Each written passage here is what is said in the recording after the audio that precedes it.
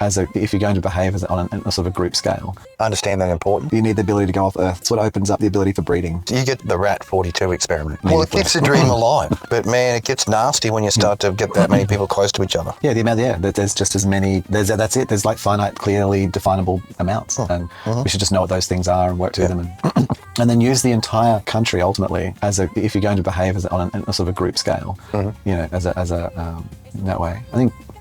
We'll have a generalised knowing of what the overall want is, so that if you need to be, in that, the field that makes the thing, which is the main component, that you'd, understand that importance. And as things come and go on, and, sure, there's still going to be a bit of a cycle thing going on where, bell bottoms will come back in, and, everyone loves the flares, and need the authentic, 70s. You need to be able to go offshore. You need to be able to go. You need to be able to go off Earth. So besides the ability to automate the production of the things, you need the ability to go off Earth and do that elsewhere, because that's what opens up the ability for breeding. Because at the moment, even if we have there needs to be more of a theatre for it to continue to expand. Because otherwise, if you have all of the automated systems, even on Earth, you still have a finite amount of people. Well, you get the rat 42 experiment, where they just get bored and then well, there's a finite amount of people, and then we just do